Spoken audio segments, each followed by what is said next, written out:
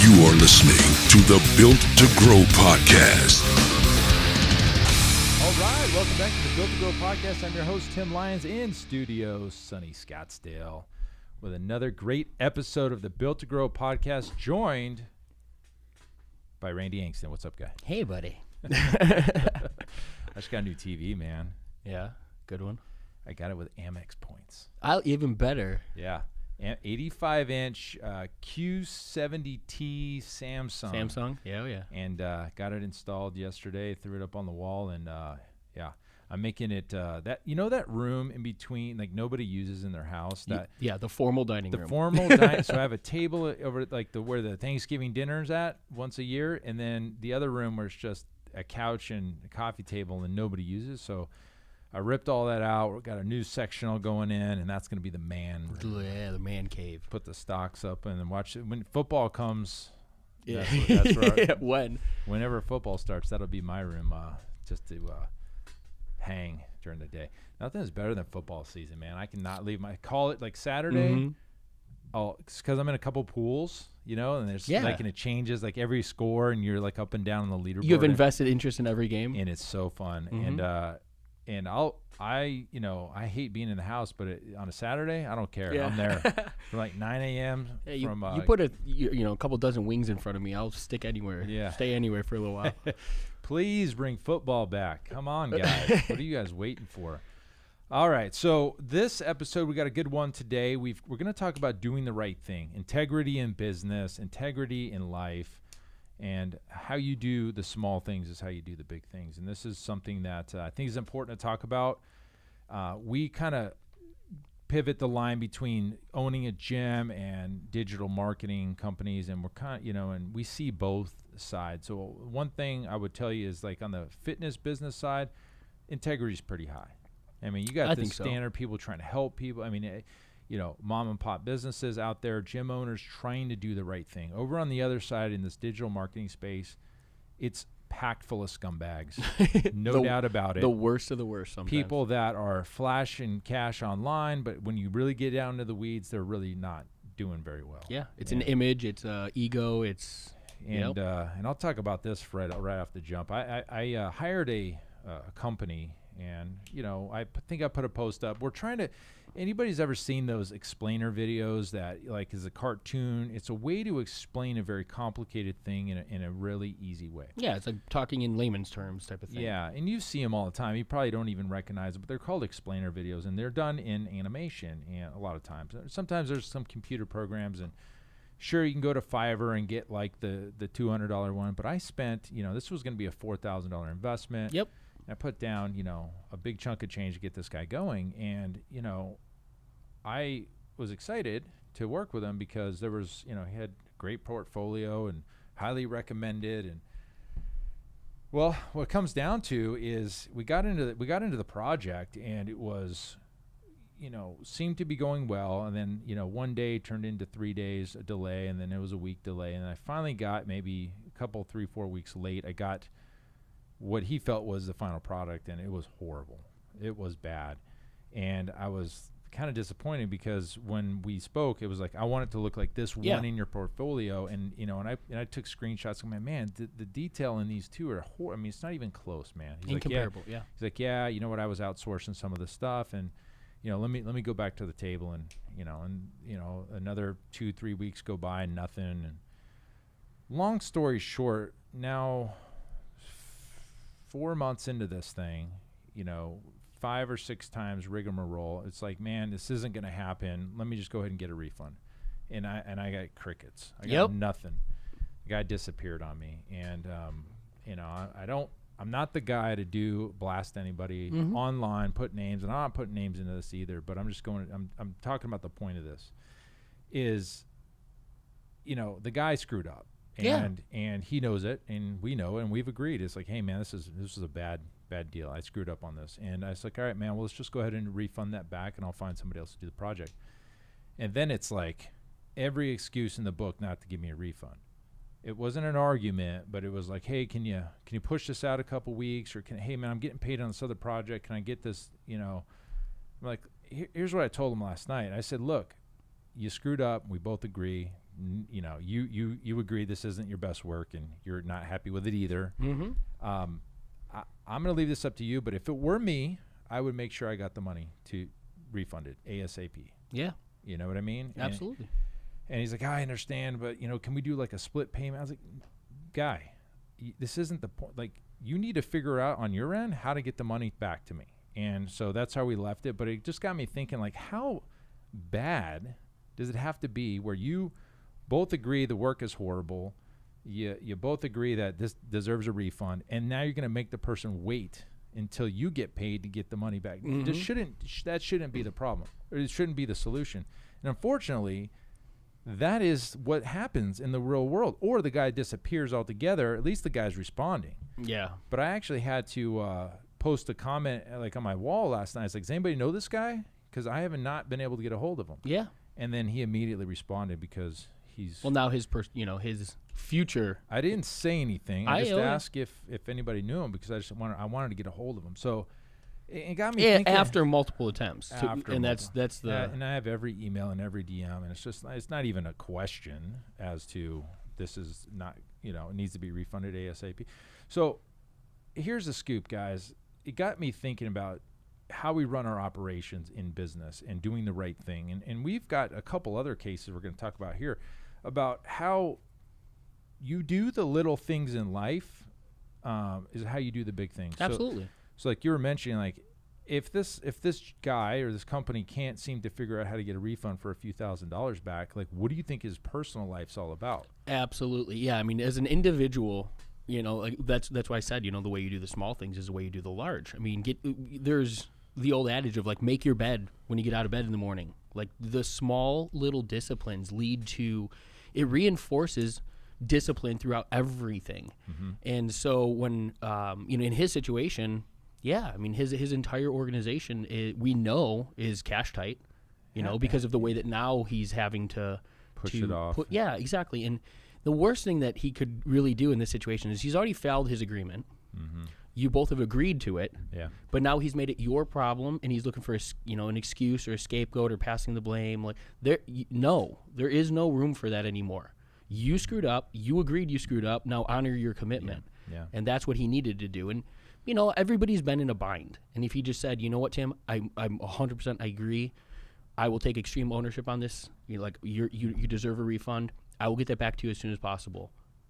And just left it at that. Yeah, he kind of said that, but now he's pushing. But exactly now, guy's a nice guy. He does great work, but apparently he didn't do any of this work, and he basically outsourced it to freelancers and bad business. Bad business. Made a mistake. You have to control your own product. I'm sure we'll do business in the future. Maybe if he can come, with some different terms. But at this point, it needs to just be over. And it goes back to the fitness business, because a lot of times you're going to have situations where somebody's in a 12-month agreement and they want to cancel. And we know as a business owner, we know that we want to have those contracts in place because then you can forecast and project, and you know that there's revenue coming in. And the honest truth is, if you were ever to go sell your business, if you didn't have any annual agreements, the new buyer coming in is going to be a little bit hesitant of just coming in because everybody can leave next month and he's left with zero. So at least with contracts, you've got accounts receivable that you can sell to the next owner of the business. You can show like, hey, I have this revenue coming in. It's already contracted, and you got this. You can forecast a little bit. But you're going to have a client that comes in and is like, hey, you know what? I'm not training. It's too whatever it is. There's always an excuse, and you have to do the right thing sometimes. But just letting them out of the contract isn't always the right thing. You have to listen to what's going on and read between the lines. Because a lot of these people, they just want an excuse out of it because they're too lazy to come train. And that's a difficult thing, especially in a contract, right? Like, you're a coach. Your job is to keep this person accountable. Mm-hmm. Make sure that they're showing up. Make sure that they're executing the workouts. Make sure that they're getting the results that they told you they wanted from the beginning. So where is the fine line between the right thing being holding somebody to the agreement and the right thing being the person needs this more than they need the training? Mm-hmm. So let's make that, And that's why it's important to take notes on your consultations, because Mrs. Johnson, on March 2nd, you told me at this time, you said you were having this, and this as problems, and this is the reason you wanted to train. Has that changed? and they have to own up to it. So I'm going to give you a quick example of something. I think I may have spoken about this on the podcast before, but do the right thing is one of our core values. We have 10 core values. Do the right thing is ambiguous on purpose because that's just a global overarching, like, do the right thing. Had a situation where a client came in, told our coach in the middle of a training session that she was leaving town and she needed a freezer membership. Okay. The coach told the client, I got it. I got you. I'm going to make sure that's taken care of right after the session. And he didn't do it. He forgot. And, no blame to him. He just was busy. And other things. Not something he was, was in the middle of a session. She came in maybe on her way to the airport and was like, hey, I just need to cancel or freeze us. And he didn't do it. And I guess a couple weeks go by and she gets billed and she didn't have any money in her account and it overdrafted her, and she came in and I was leaving the gym. It's maybe a week or two later, and I was actually locking the gym up for the night or whatever, and I was leaving and she comes walking up in tears.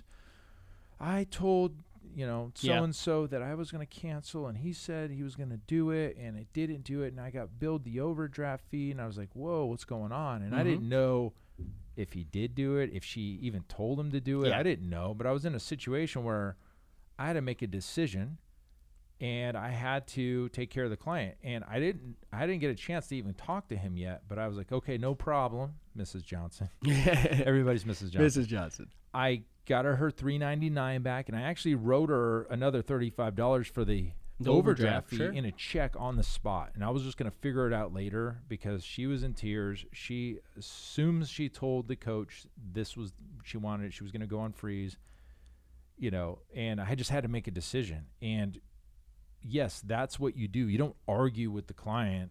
Oh, you didn't tell him and you didn't fill out the right form. And no, you just make it happen. Yeah.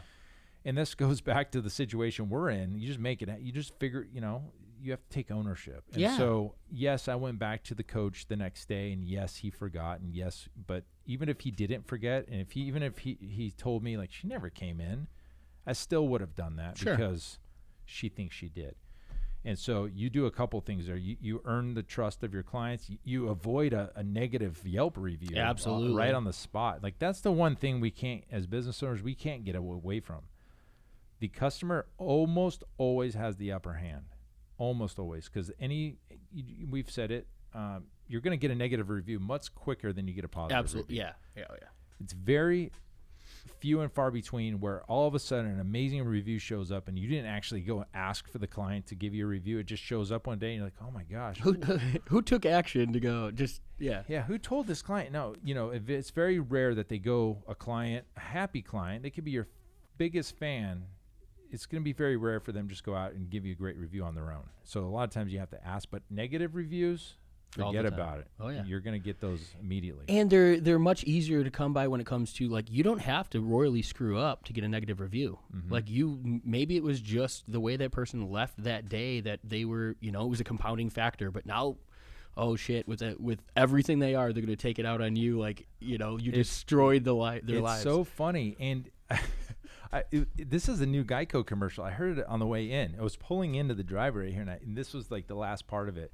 It was talking about how you can't win in reviews, and the conversation between this guy hired a handyman, and he was writing a review, and it was so funny. The guy's like, the guy actually charged me less than he quoted.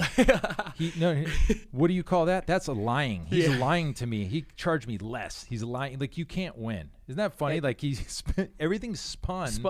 Doesn't matter that the guy charged him less. He just wrote a bad review that he was lying about his original price. But it brings up a good point because, honoring a commitment is one thing. And right, wrong, or indifferent, I mean, there's truth to that commercial. I mean, it's not a problem to the consumer that paid less, right? But it is still, somebody didn't follow through with the things that they said they were going to.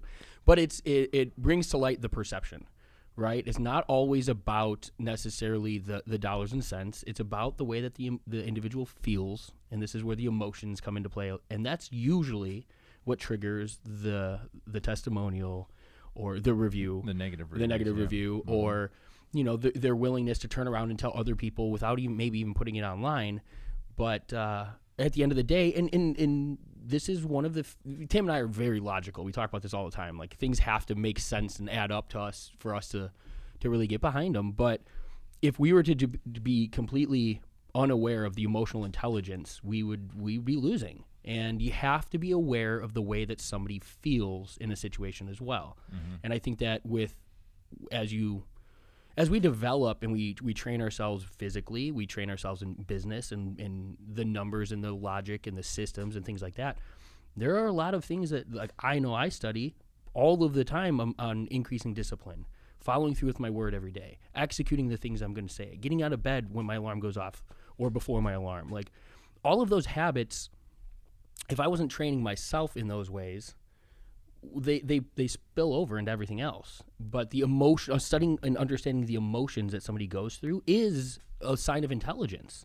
And when you can start to call out and understand this reaction created this response, and this is how they responded from, that emotional you connection. Put yourself in their shoes. Yeah, absolute empathy, and understanding, and it's tough because when emotions come into play, right and wrong from the person who's receiving, it's not always the same. It doesn't follow the logic like in a contract. That's strange.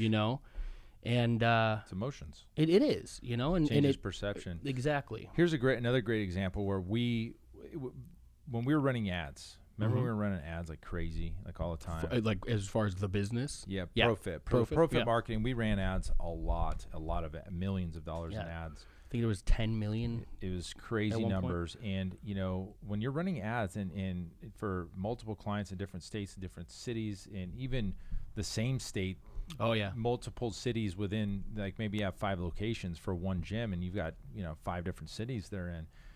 You can mess up, and we've done that, and we've messed up before. In fact, we've put the wrong city, or we've put men in a women's ad, like the word "hey men" or women in a men's ad, and we've screwed up. And I remember we went into this campaign where we were like several $100s into this guy's budget, and we found the mistake. We saw it like, oh man, we had the wrong city for this gym, and it's supposed to be in that other city. And as simple as a clerical error, like literally, didn't swap out the copy around the name of the town that we were. And when you get so many ads going, you can make mistakes, and mistakes do happen. And so, one thing that we did was we just went ahead and refunded out of our own pocket the ad spend that Mark Zuckerberg collected on their behalf for the ads that we ran. We ran the wrong ad in the wrong town, and it's just.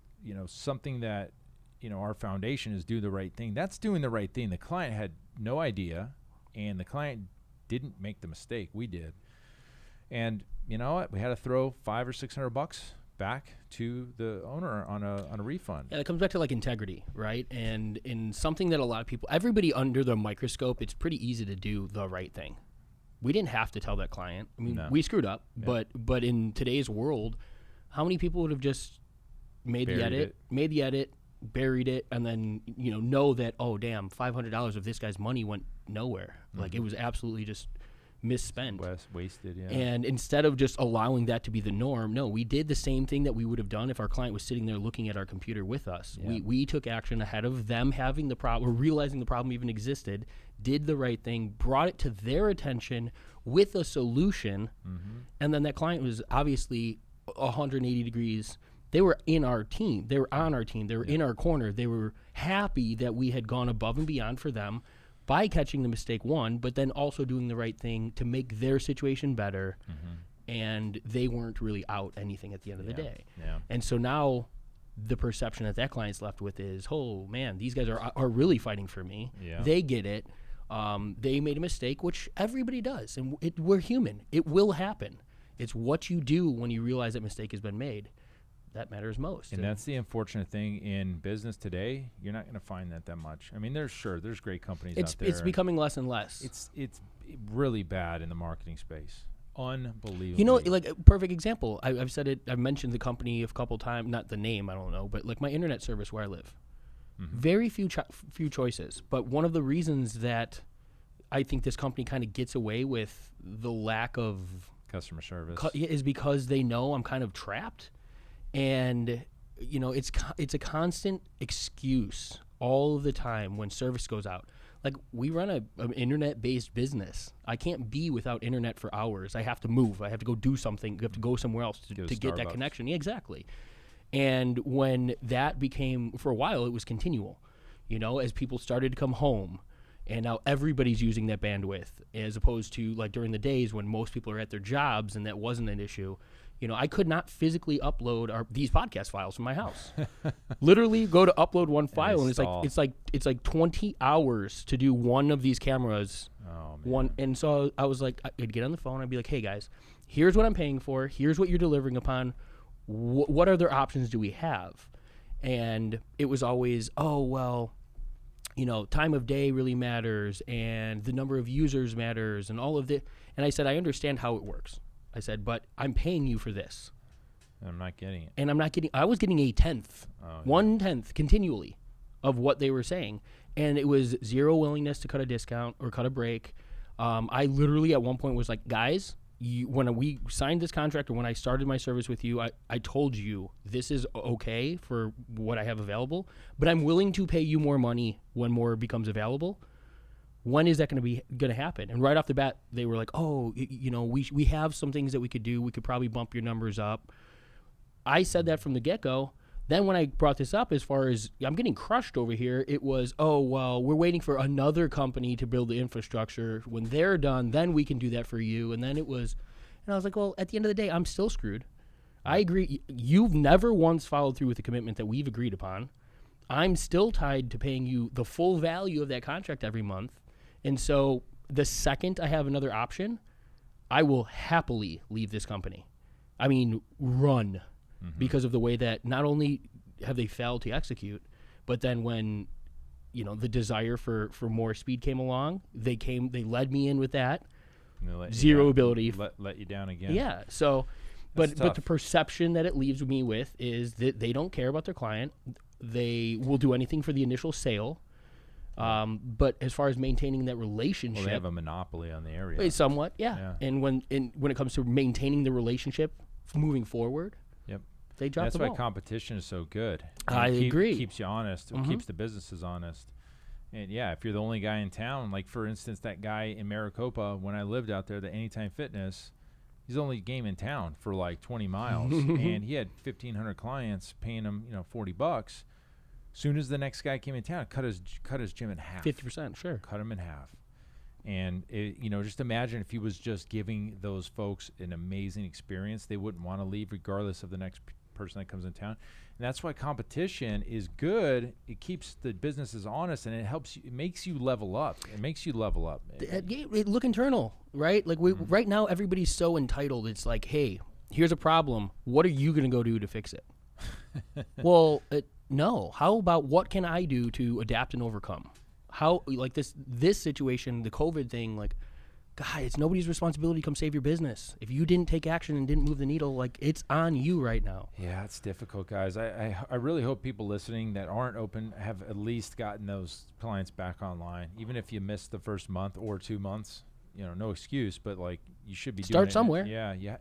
What'd they say? The best time to plant a tree was 25 years ago. The next best time is right now. Right now. Makes sense, guys. So this is your inward looking towards your business podcast episode about doing the right thing, integrity. I think it will outserve you for years and years if you just do the right thing for your clients, serve them, and always take it from the lens of like, I'm here to serve the client, and things then become a little bit clearer for your business. If it's not always about the money and the contract and this, you know, and what's right and wrong, like this is the way it was, what it says. I think we talked about on the podcast the other day, if we wanted to just crush sales, we'd be in lead gen again. Yeah. But that's not the solution that our clients actually need.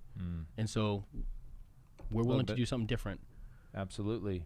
And, you know, welcome our new client. Corey. There we go. Corey, we got a new coaching client this week. Today, actually, literally today. Yeah. He took action, man, and I commend him for it. Not there. only we had the conversation, within 15 minutes of it, we'd collected his initial payment. Within 5 minutes of that, booked his appointments. He booked his appointments for the calendar on our calendar for next week. He's already starting the videos. Yeah. This is the sign of somebody who wants it. He's going to win. He's going to crush. He's going to absolutely crush. So, guys, we got a new case study video out there. Do we have the URL? We'll post it in the show notes. Yeah, I'll put it in the show notes. I don't know I offhand. need you guys to watch this case study if you haven't seen it. It's served to you online yet. It just came out yesterday. Case study changing Jeff's life and his business around, but something that drives us, and we're getting ready to do the same thing for Corey here. So, guys, that's it for this episode. I wanted you to hear it about integrity. I think it's just a lost art, and hopefully this maybe straighten some people out there like, man, I'm actually need to focus on this more. And as soon as you start focusing on it, things get better for your clients, but for your business as well. So that's it for this show, guys. Until next episode, keep changing lives. We'll see you. Bye.